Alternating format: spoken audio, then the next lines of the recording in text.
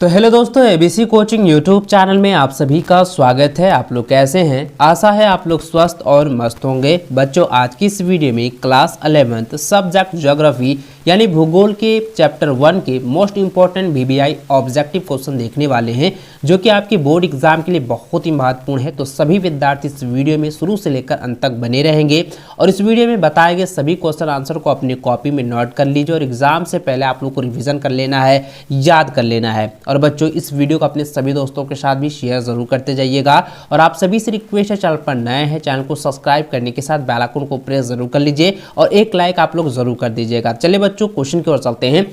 तो देखिए बच्चों, सबसे पहला प्रश्न दिया गया है कि निम्नलिखित में से किस लक्षण को भौतिक लक्षण कहा जा सकता है। मैंने कई बार इस क्वेश्चन को आप लोगों को पढ़ाया हुआ है कि दोस्तों, भौतिक लक्षण अगर पूछा जाए तो आपको याद रखना है कि मैदान को जो है भौतिक लक्षण कहा जा सकता है। ऑप्शन बी इसका सही व सटीक आंसर होगा।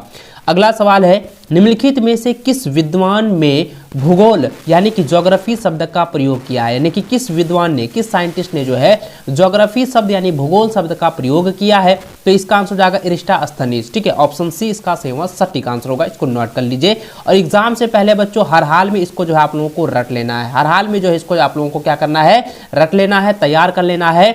आप 110% जो है श्योर हो जाइए कि इसी में से जो आपकी बोर्ड की परीक्षा में जो है प्रश्न पूछे जाएंगे। ठीक है, चलिए आगे बढ़ते हैं। अगला सवाल है कि पृथ्वी के धरातल पर तत्वों एवं तथ्यों के मध्य कार्य कारण संबंध निम्नलिखित में से किससे जुड़ा हुआ है। तो इसका आंसर होगा क्यों से जुड़ा हुआ है। ऑप्शन बी जो है इसका सही व सटीक आंसर होगा।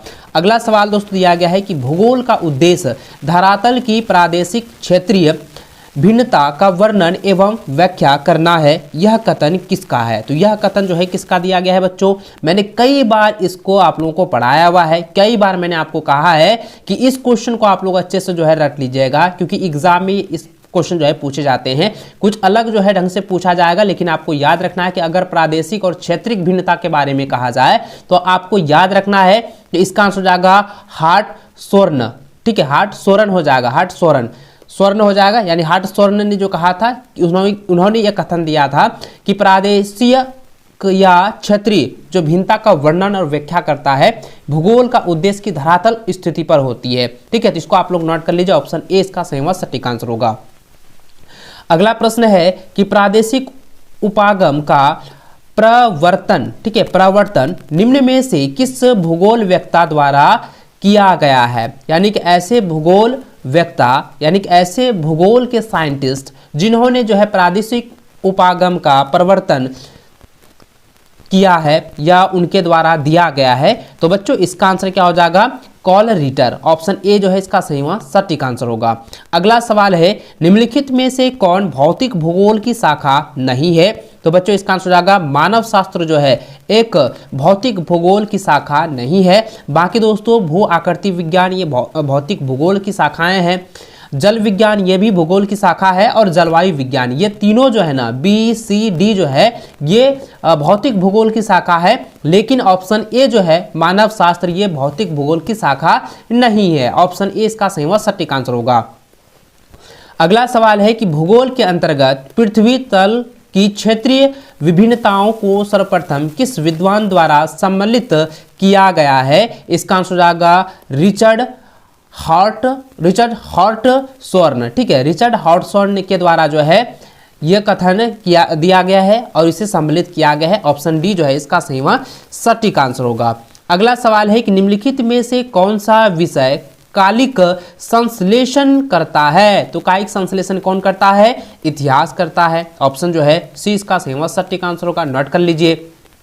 अगला सवाल है कि भूगोल यानी ज्योग्राफी शब्द किन दो शब्दों से मिलकर बना है। बच्चों मैंने आपको पहले भी बताया था कि ज्योग्राफी में क्या होता है कि जियो और ग्राफी शब्द को जो है मिलाकर बना गया है।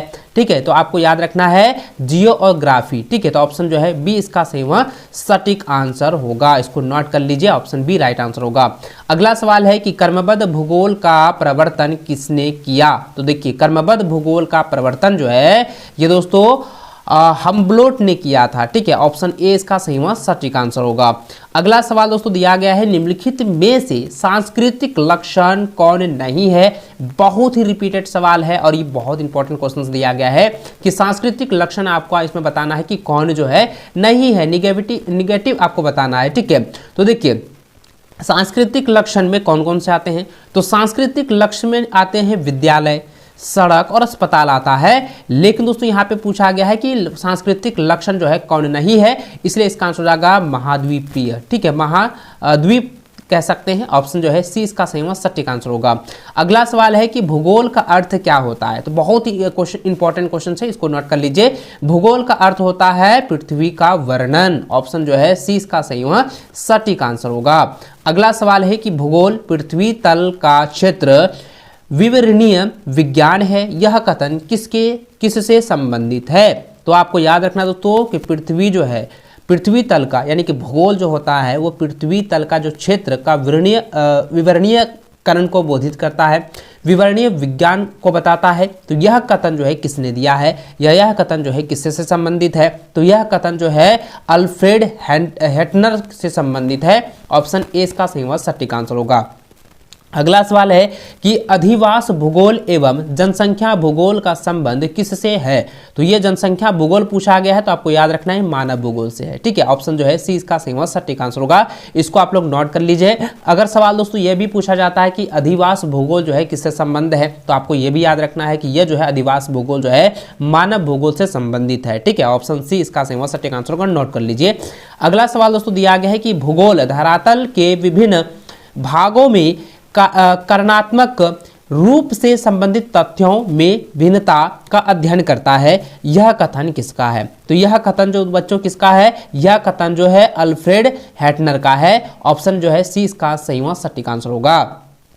अगला सवाल है, निम्नलिखित में से कौन मानव भूगोल की एक शाखा है। बहुत इंपॉर्टेंट सवाल, मैंने अभी आप लोगों को बताया मानव भूगोल से जो है रिलेटेड जो है क्वेश्चन आपके बोर्ड एग्जाम में भी पूछे जाते हैं, इसलिए आप लोगों को याद कर लेना है। मानव भूगोल की शाखा पूछा गया है, तो दोस्तों आपको याद रखना है कि आर्थिक भूगोल जो है मानव भूगोल की शाखा है, मानव भूगोल का ही एक रूप है, इसलिए ऑप्शन डी जो है इसका सही व सटीक आंसर होगा। अगला सवाल है कि निम्नलिखित में से भौतिक भूगोल का संबंध जो है किससे है। भौतिक भूगोल का संबंध ये पूछा गया है, तो आपको याद रखना है कि मृदा शास्त्र जो है वो भौतिक भूगोल से संबंधित है। ठीक है, ऑप्शन बी इसका सही व सटीक आंसर होगा। अगला सवाल है, निम्नलिखित में से कौन सा सांस्कृतिक तत्व नहीं है। देखिए यहाँ पे क्या पूछा गया है कि सांस्कृतिक तत्व नहीं है। देखिए बच्चों, उद्योग जो है वो सांस्कृतिक तत्व में आते हैं, कृषि जो है वो सांस्कृतिक तत्व में आते हैं, व्यापार जो है वो सांस्कृतिक तत्व में आते हैं, लेकिन दोस्तों मैदान जो होता है वो सांस्कृतिक तत्व में नहीं आते हैं, इसलिए इसका आंसर हो जाएगा ऑप्शन नंबर डी, इसका राइट व सटीक आंसर होगा।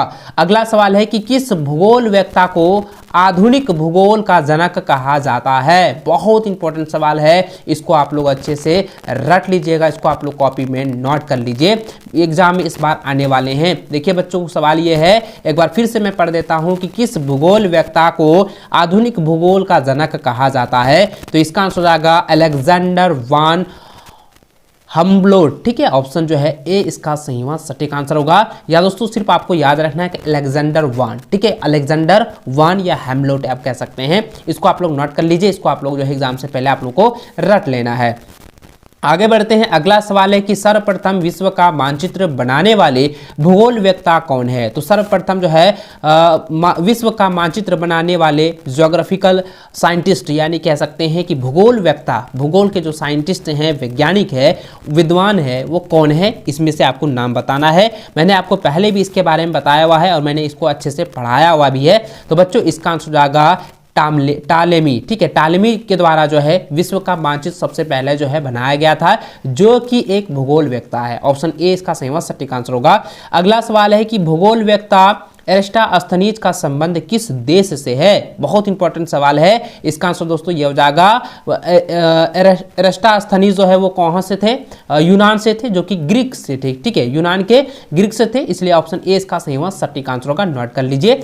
आगे बढ़ते हैं। अगला सवाल दोस्तों यहाँ पे देख सकते हैं, दिया गया है कि निम्नलिखित विषयों में से कौन सा युग्म स्थानिक एवं कायिक विश्लेषण करता है। कायिक विश्लेषण जो है कौन करता है, तो भूगोल तथा इतिहास जो है यह क्या करता है, किसी भी युग का, ठीक है, किसी भी युग्म का जो है स्थानिक और कायिक विश्लेषण करता है। ठीक है, तो स्थानिक कौन करता है? भूगोल करता है, और कायिक कौन करता है? वो इतिहास करता है। तो ऑप्शन डी इसका सही व सटीक आंसर होगा। अगला सवाल दिया गया है कि निम्नलिखित में से कौन प्राकृतिक लक्षण नहीं है। देखिए, मैंने पहले भी आपको बताया हुआ था ना कि इस रिलेटेड आपके एग्जाम में पूछे जाते हैं, और इसको आप लोगों को अच्छे से नोट कर लेना है। तो बच्चों, इसका आंसर क्या हो जाएगा? सड़कें क्या होते हैं? वो प्राकृतिक लक्षण नहीं होते हैं। ठीक है, तो ऑप्शन जो है सी इसका सही व सटीक आंसर होगा। अगला सवाल है कि निम्नलिखित में से किस भौतिक लक्षण को भौतिक लक्षण में शामिल किया गया है? तो भौतिक लक्षण में जो है किसको शामिल किया गया है? पठार को जो है भौतिक लक्षण में शामिल किया गया है। भौतिक लक्षण में शामिल किया गया है, इसको नोट कर लीजिए। ऑप्शन डी इसका सही आंसर होगा। अगला सवाल दिया गया है कि मैदानी क्षेत्र का प्रयोग सर्वाधिक मात्रा में किस कार्य के लिए किया जाता है? तो मैदानी क्षेत्र का प्रयोग जो है, मैदानी क्षेत्र का जो उपयोग है सबसे ज़्यादा किस कार्य के लिए किया जाता है? तो बच्चों, ये तो आप सभी को पता है कि ये जो है कृषि क्षेत्र के लिए किया जाता है। तो ऑप्शन जो है बी इसका सही व सटीक आंसर होगा। अगला सवाल है कि मानव के निवास स्थल, भोजन, वस्त्र आदि को प्रभावित करने वाला सबसे महत्वपूर्ण कारक कौन है? तो बच्चों, बहुत इंपॉर्टेंट सवाल है। इसका आंसर क्या हो जाएगा? जलवायु। जलवायु क्या करता है कि किसी भी व्यक्ति के निवास स्थान को प्रभावित करता है, उसके भोजन को प्रभावित करता है, तथा उसके वस्त्र आभूषण को जो है प्रभावित करने का एक महत्वपूर्ण कारक होता है। इसलिए दोस्तों, इसका ऑप्शन ए इसका सही व सटीक आंसर होगा, जलवायु। अगला सवाल दोस्तों दिया गया है कि निम्नलिखित में से GIS का विस्तारित रूप क्या है? इसको आप लोग कॉपी में नोट कर लीजिएगा, इसको आप लोगों को रट लेना है। GIS का मतलब होता है जियोग्राफिकल इंफॉर्मेशन सिस्टम। ठीक है, ऑप्शन बी इसका सही व सटीक आंसर होगा। अगला सवाल है कि बस्ती या अधिवास भूगोल की एक शाखा निम्नलिखित में से कौन है? इसका आंसर होगा नगरीय भूगोल। ऑप्शन सी इसका सही व सटीक आंसर होगा। अगला सवाल दोस्तों दिया गया है कि निम्नलिखित में से भौगोलिक अध्ययन का चतुर्थ आयाम क्या है? तो देखिए, भौगोलिक अध्ययन का चतुर्थ आयाम पूछा गया है। तो बच्चों, इसका आंसर याद रखना होगा समय। ठीक है, समय क्या यानी कि टाइम जो होता है वो भौगोलिक अध्ययन का चतुर्थ आयाम कहा जाता है, चतुर्थ आयाम माना जाता है। ऑप्शन डी इसका सही व सटीक आंसर होगा, समय। अगला सवाल है कि जल विज्ञान के अंतर्गत किसका अध्ययन नहीं किया जाता है? तो जल विज्ञान के अंतर्गत जो है दोस्तों मैदान का जो है अध्ययन नहीं किया जाता है। ऑप्शन डी इसका सही व सटीक आंसर होगा। अगला सवाल है कि निम्नलिखित में से कौन भौतिक या प्राकृतिक भूगोल से संबंधित है? इसका आप लोग जो है कमेंट करके बताएंगे, क्योंकि मैंने कई बार आप लोगों को बताया है भौतिक या प्राकृतिक भूगोल। ठीक है, भौतिक या प्राकृतिक भूगोल से संबंधित है, बहुत बार मैंने आपको बताया बच्चों, और यह कई बार एग्जाम में पूछे भी जा चुके हैं। इसका आंसर क्या हो जाएगा? मृदा शास्त्र। ठीक है, मृदा शास्त्र जो होता है वो भौतिक और प्राकृतिक भूगोल से संबंधित होता है। ठीक है, ऑप्शन ए इसका सही व सटीक आंसर होगा। अगला सवाल है कि निम्नलिखित में कौन सा सांस्कृतिक लक्षण है? इसका आंसर क्या हो जाएगा? सड़कें। सड़कें क्या है? एक सांस्कृतिक लक्षण है। ठीक है, ऑप्शन ए इसका सही व सटीक आंसर होगा। अगला सवाल दोस्तों दिया गया है कि निम्नलिखित में से कौन सामाजिक विज्ञान में सम्मिलित नहीं है? तो सामाजिक विज्ञान में सम्मिलित नहीं होने वाले ऑप्शन को आपको चुनना है, बताना है। तो बच्चों, इसका आंसर क्या हो जाएगा?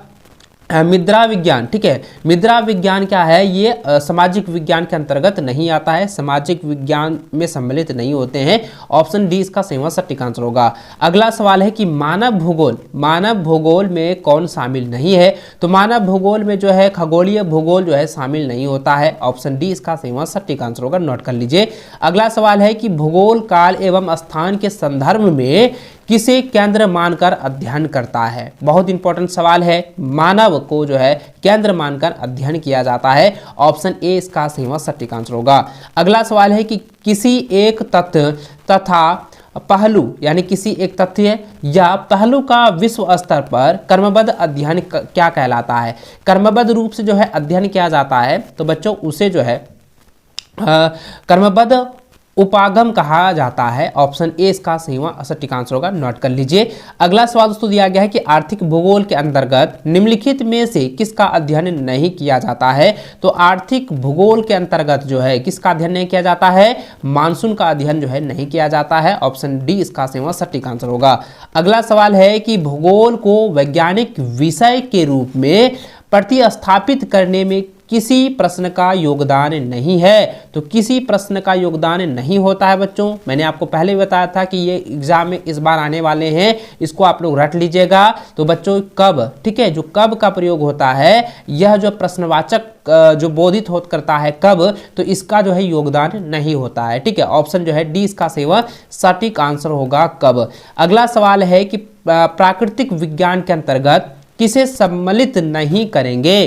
तो प्राकृतिक विज्ञान के अंतर्गत जो है जनांकिकी, ठीक है, जनांकिकी को जो है सम्मिलित नहीं करेंगे। ऑप्शन जो है डी इसका सही व सटीक आंसर होगा। आगे बढ़ते हैं। अगला सवाल है कि मानव भूगोल के अंतर्गत निम्नलिखित में से किसे सम्मिलित किया जा सकता है। तो बच्चों इसका आंसर जाएगा जनसंख्या एवं अधिवास भूगोल को जो है सम्मिलित किया जा सकता है। ऑप्शन ए इसका सही व सटीक आंसर होगा। अगला सवाल है जल विज्ञान का संबंध निम्नलिखित में से किससे है। तो इसका आंसर जाएगा समुद्र विज्ञान से है। ऑप्शन बी इसका सही व सटीक आंसर होगा। अगला सवाल है कि भू संरचना या भू सूचना तंत्र, देखिए सवाल क्या है कि भू सूचना तंत्र का अंतर्गत निम्नलिखित में से किसे सम्मिलित किया जा सकता है। तो भू सूचना तंत्र, ठीक है, आप देखिए कई बार आप लोगों ने पढ़ा होगा कि भू सूचना के अंतर्गत में जो है GIS को भी जोड़ा जाता है, ठीक है, GPS को भी जोड़ा जाता है और LIS को भी जोड़ा जाता है। तो बच्चों इसका आंसर क्या हो जाएगा। ऑप्शन नंबर डी इसका सही व सटीक आंसर होगा कि भू सूचना तंत्र के अंतर्गत जो है GIS, GPS और LIS इन सभी को जो है सम्मिलित किया जा सकता है, इसलिए इसका सही व सटीक आंसर होगा ऑप्शन नंबर डी, इनमें से सभी।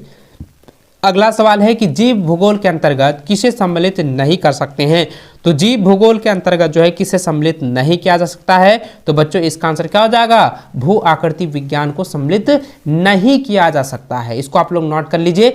अगला सवाल तो दिया गया है कि खनिज संपदा की दृष्टि, ठीक है, खनिज संपदा की दृष्टि से कौन से क्षेत्र संपन्न होते हैं। तो दोस्तों पठारी क्षेत्र जो है वो संपन्न होते हैं। ऑप्शन 20 का सही व सटीक आंसर होगा। अगला सवाल है कि पर्यावरण भूगोल निम्नलिखित में से किससे संबंधित है। तो इसका आंसर होगा पर्यावरण विज्ञान से संबंधित है। ऑप्शन ए इसका सही व सटीक आंसर होगा। तो दोस्तों आज की इस वीडियो में मैंने जितने भी आपको क्वेश्चन बताए हैं उन सभी क्वेश्चन को आप लोगों को अच्छे से रट लेना है, रिविजन कर लेना है, क्योंकि दोस्तों आप 110% आप लोग श्योर हो जाइए कि इसी में से आपकी बोर्ड की परीक्षा में जो है प्रश्न पूछे जाएंगे। दोस्तों अगर आप अच्छे से तैयारी कर लेते हैं तो आपका एक भी प्रश्न आपकी बोर्ड की परीक्षा में नहीं छूटने वाला है, ठीक है, ये मेरी गारंटी है। और बच्चों आप इस वीडियो को लाइक करने के साथ अपने सभी दोस्तों के साथ शेयर जरूर कर लीजिएगा। आगे भी इसी प्रकार की वीडियो आप लोगों को प्रोवाइड कराने वाला हूं, इसलिए दोस्तों चैनल पर नए हैं चैनल को सब्सक्राइब करके जरूर रख लेंगे, ठीक है। चलिए दोस्तों मिलते हैं नेक्स्ट में, तब तक जय हिंद, वंदे मातरम।